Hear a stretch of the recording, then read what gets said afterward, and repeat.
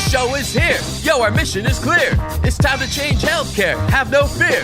Today is the day. This is the hour. Together, you know we've got the power. Drop the silos. We're all the same team. Experience, business, tech, and marketing. How can anyone be satisfied with the way things have always been? Yeah, we've tried. So join us now. Join the revolution. Consumer first health is the evolution. Status quo, more like status no. Yeah, this is the healthcare rap. Y'all, come on, let's go! New choices, new platforms, new care models. In the healthcare of tomorrow, consumers win. But who will design it? What will it look like? And how long will it take? We're here to answer those questions with some provocative thinking about how to create the healthcare that people actually want. Ready to roll up your sleeves, look at the world a little differently, and explore the frontiers of consumer health together? Join us. This is the Healthcare Wrap. Welcome back. I'm Jared Johnson from Shift Forward Health, and today's bonus episode was recorded live at NESHCo, the New England Society for Healthcare Communications. Paul Fahey from Smith & Jones was on site in Boston for NESHCo's annual conference, and he had a chance to speak with several guests. First up is what patient-centered language really means with the one, the only Ahava Lieb tag. Over to you, Paul. Yeah, thanks, Jared. It's a great conference so far. We're having a great time in Boston. And kicking things off this morning was our keynote, Ahava Lieb tag, from the AHA group. And it's kind of funny. I had an opportunity to introduce her here as the keynote, but also we were supposed to do this last year, but both of us tested positive for COVID. And so now this is the 2022-2023 combination keynote and introductions. I think many of your listeners are familiar with her. She's all healthcare, all content, all the time. So here we are at NESHCo. And Ahava, welcome.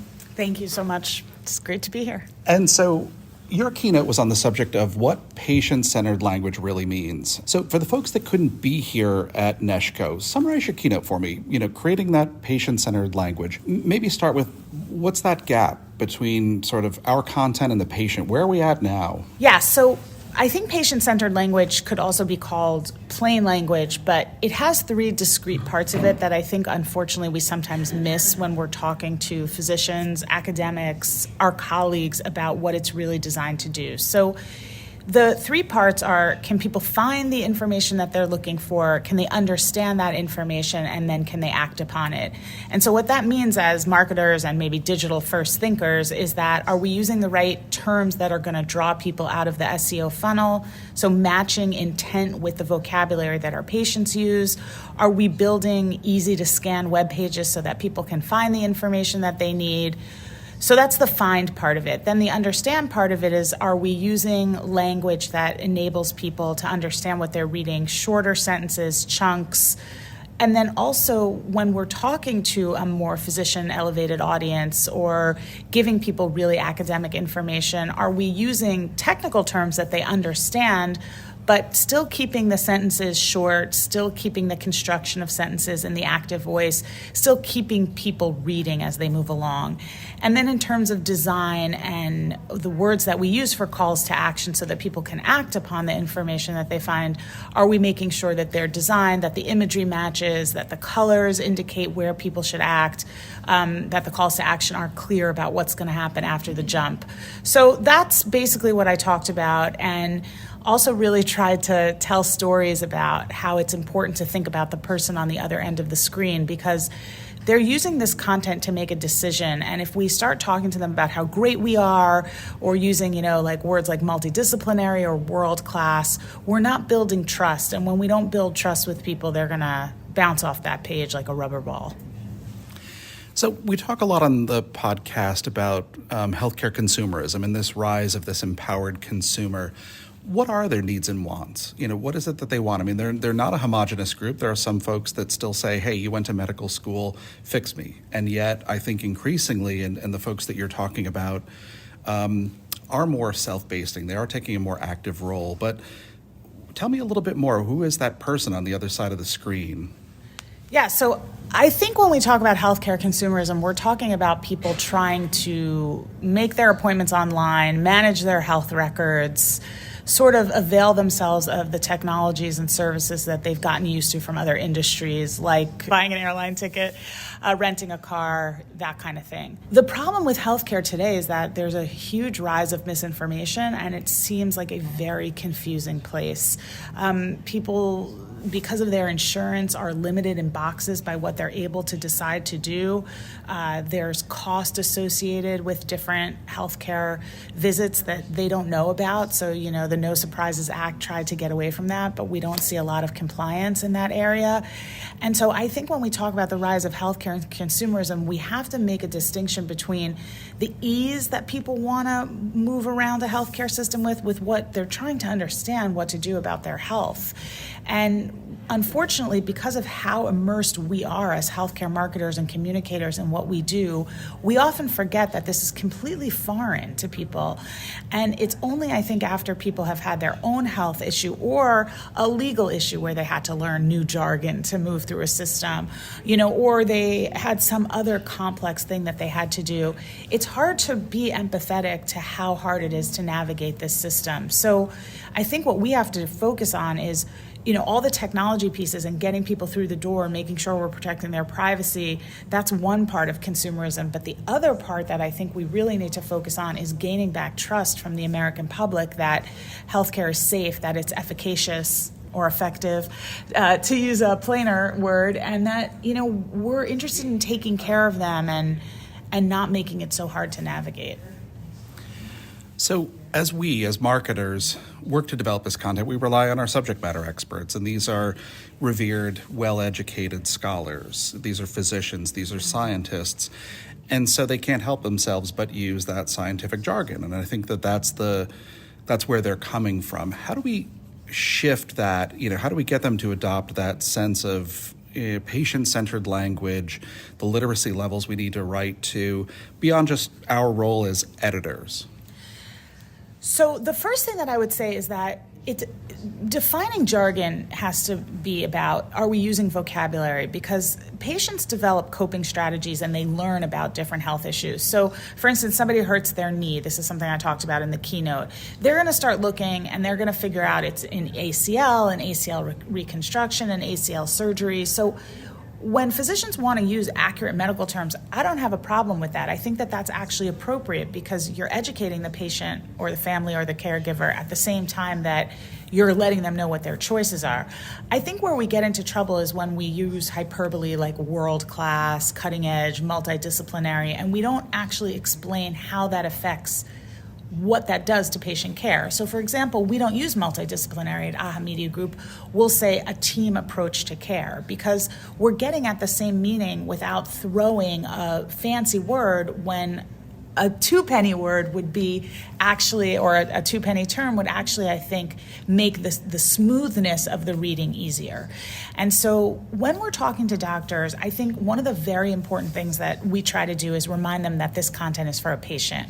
If this is conditions, treatments, centers, centers of excellence, departments, content, this is not for your colleagues. Your colleagues are not going to go to these pages and read the content. They're looking for referral information or they're looking for any research you've done on either, disease states or, pathways to care, that kind of thing. So from my perspective, when we're talking to doctors, what we're really trying to do, or subject matter experts, academics, is try to get them to understand who the content is for. If the content is for their audience, for their equals or colleagues, then we try to talk to them about making pages easily scannable, adding in graphics, adding in pictures, making it easier. And I have to say, I've been doing this for over 20 years. Wow.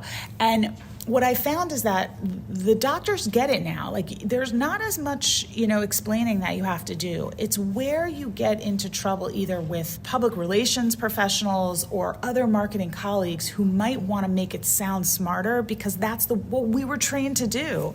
That just doesn't work anymore. The world has changed too much. If people are getting healthcare information from TikTok, you better not use a word like multidisciplinary. It's just not going to work anymore. And so we need to evolve along with the way the audience has evolved in terms of language. The other thing I always say is that we have to remember that language is a tool, which therefore makes it a technology. And we're used to technology evolving and changing. Language is the same way. Our brains are primed to learn language, but we use it to communicate with each other. And so if we don't go along with the changes that it inevitably is going to have throughout society, we're not keeping up with what our customers need. Yeah, and as I was certainly paying attention to your keynote, but watching live on Twitter, some of the colleagues were live tweeting, and one of them quoted you as saying, using bigger words doesn't make you sound more credible. In fact, it sounds like, it's going to be off-putting to the average and now increasingly empowered patient. So, Ahava Liebtag, thank you. Great to have you on the podcast. If we wanted to learn more about this, where are we going to see you on stage next? Where can we find you online? Sure. So, oh my gosh, I'm going to 5 different places in the next few weeks, but where am I going to be on stage next? Probably at HCIC. I don't think I'm speaking again until then, but we have tons of videos on YouTube. Just look on the AHA Media Group channel. I give a workshop where I teach a lot of this information, so you can have a custom workshop for your team. I'm always, happy to get inquiries through email, and I'm happy to set up time to talk to you about whatever content issues you're having.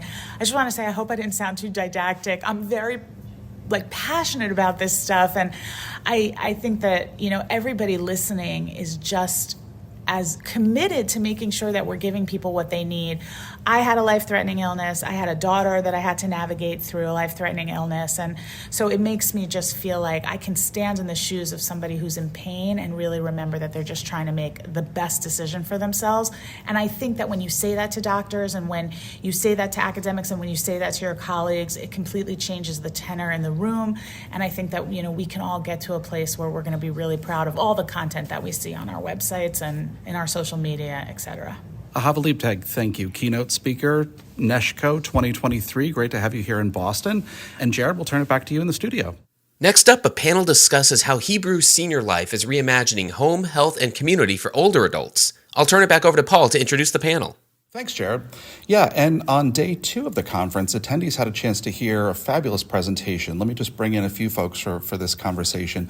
We're here talking with Jason Smith, Director of OHO Interactive, his colleague Jim Douglas, Director of User Experience and Research Strategy, also with OHO Interactive, and Terry Robinson, Senior Director, Communications and Content from Hebrew Senior Life. Thanks for joining me. Thanks for having us. Hi there. Terry, let me start with you. The presentation that you folks did, and this was fabulous. You were co-presenters, standing room only, on revolutionizing care, Hebrew Senior Life, reimagining home health and community for older adults. So tell us a little bit about Hebrew Senior Life, and what was that light bulb moment for you that really started you down a different path, realizing, I think, the needs of patients weren't really even clear to them, perhaps? Yeah, so Hebrew Senior Life is a nonprofit provider of senior health care and services and communities in Greater Boston. We also do clinical research and teaching as a Harvard Medical School affiliate. We have about 2,600 employees and 6 locations in Greater Boston, and then reach more people through our research and teaching. So what we realized through the research that Jim and the team at OHO did is that users were coming to us really not knowing what they needed. They came to our website and they weren't sure, they might say, well, mom's having problems with memory care, but I don't know what she needs. Does she just need some help in the home? Does she need to move somewhere? Does she need to be diagnosed? What does she need? And our old website was not doing a good job of helping people figure that out, especially at a time of crisis when there's a ton of confusing options and it's an emotional time in their lives. And so we really needed to do a better job of helping them in that time of need. So I think one of the initial steps that you had shared during this presentation for the folks listening that couldn't be here was really digging into those personas and kind of getting a sense of, the different types of audiences and what their needs and wants were. So tell me a little bit about that process. Jim, do you want to take the persona question? Yeah, definitely. We spent a lot of time doing ethnographic interviews with, getting a 360-degree view of the users of the website and the customers of Hebrew Senior Life. So we spent a lot of time interviewing them and surveying them to figure out what their needs were, what their behaviors were, how they were using websites, what their attitudes were, what their fears were. Fear really motivated a lot of the users. The fear of growing older or having to take care of a parent who is aging. And we took the various customer segments and boiled them down into some really manageable personas, such as seniors looking for residences was one of the personas. We could really look into the personas and look at their needs, their journeys, each step of the way, through first hearing about TB Senior Life, all the way through becoming a resident, so that we could really show where the website was needed and how it was used, and plus all the other marketing materials as well, and how it could appeal for these various, very specific user personas. And this is all work that you've done sort of during and post-pandemic, is that correct? We launched our website right before the pandemic, so the research really happened pre-pandemic. But I think, if anything, it's only heightened.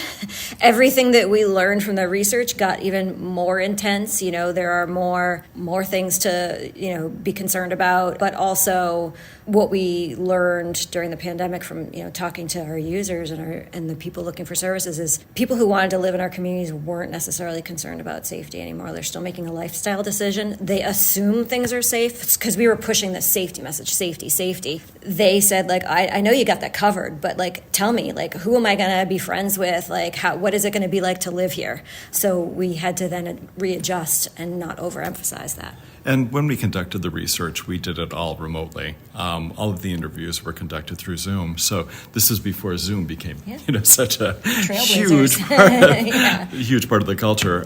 So we were doing all of our research through online surveys as well as Zoom and other techniques, so that we could conduct it remotely.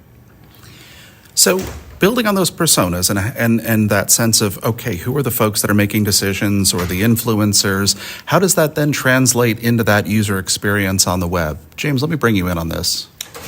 Yeah, so I think, a main way that we're really trying to think about that is prioritizing those needs and then thinking about sort of what flow and structure they might want to go through. And I think what's really important is paying attention to the customer journey, because their first visit to the website and their customer journey here could be years, and someone making a living decision. They have a series of questions. What's it going to feel like? What's it look like? Do the people look like me? They might have those questions. Much later in the journey, they're going to have a different set of questions, like, well, how does this actually work transactionally? How might that happen? And so we need to understand how to kind of balance both the timeline of the journey, but also kind of the mental models. And I think Jim did a great job with the research of really understanding sort of what people's mental models were of different types of websites and different attitudes, and gathering ideas that could be really specific. So we, like something that's like a hotel or like Zillow or, another property that sort of is a way that people kind of process the information and sort of have expectations. So we're able to kind of capture those expectations and ground those actually in interfaces, and then pull those forward and get feedback from the users as we went through that process.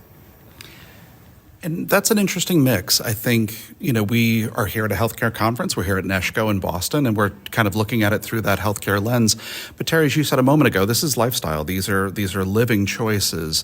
And so the context of these decisions is put into things like Zillow and, the same way we might in that next stage of our lives, downsizing, changing our residential options, but wanting that healthcare security. So how do you navigate that mix of, I guess it's real estate, it's healthcare, but then even keeping the institutional brand, present? What were the strategies to kind of engage folks at that brand level with messaging, with imagery? Yeah, that was the crux of the issue and the challenge with the website design is that you have, while on the one hand, yes, we have senior living communities from, luxury to affordable, we are also a licensed hospital. So we can't, necessarily go too far in either direction. But I think the other thing is that even people who are coming to us for healthcare, it's different from an acute care hospital. This is still something that's very personal, and that they're going to, feel like they're a part of a community. And part of our whole brand message is that, people can live lives of purpose and think and dream and achieve at all stages of life, regardless of, what that is at this moment. And so really leaning on that message that works across all of our services was where we found success. great. So consumers are evolving. Web is a never-ending project. What's next? Funny you should ask, because we're talking about that right now, actually. We're looking at probably doing a little bit of a refresh. I think we feel in general, I mean, as folks who were at the presentation saw, we've had some really great success in increasing our traffic and increasing our inquiries. We just want to freshen things up a little bit. Take a look at our homepage. We've actually recently, we've done some heat mapping on the homepage, so we're going to kind of take a look at that and see where that leads us. A little bit of a refresh there. We're looking at the contact us forms. I think they might not be working exactly the way that we want them to. And again, I think it's very connected to that issue of like users don't necessarily know what they want. And continuing to think about what's the next phase of SEO work for us, because we know we've had a lot of success, but we obviously can't just stop doing it. So we'll keep thinking about that and partnering with OHO for all of that. And so where can our listeners see the site? HebrewSeniorLife.org. That's pretty straightforward, I guess. Yes. That's great. Well, James, Jim, Terry, thanks for joining us. Thanks for summarizing this. If we wanted to learn more, obviously we have the Hebrew Senior Life URL. Where can the folks learn more about OHO? You can go to oho.com and you can check us out there. And I think we'll also have the slide presentation if people want to take a look at that as well. And that's oho.com. That's correct. You got in early, a 3-letter acronym on URL. James, Jim, Terry, thanks for spending some time with us, and enjoy the rest of the conference and safe travels home. Thank you, you too. Thanks for tuning in. If you like what you heard, please spread the word. Tell your colleagues to tune in for all the awesomeness, then leave a review on Apple, Spotify, or wherever you listen. This show is produced by Shift Forward Health, the channel for changemakers. Subscribe to Shift Forward Health on your favorite podcast app, and you'll be subscribed to our entire library of shows. See our full lineup at shiftforwardhealth.com. One subscription, all the podcasts you need, and it's all for free. And remember, we might have a lot of work to do in healthcare, but we'll get there faster together. Thanks again.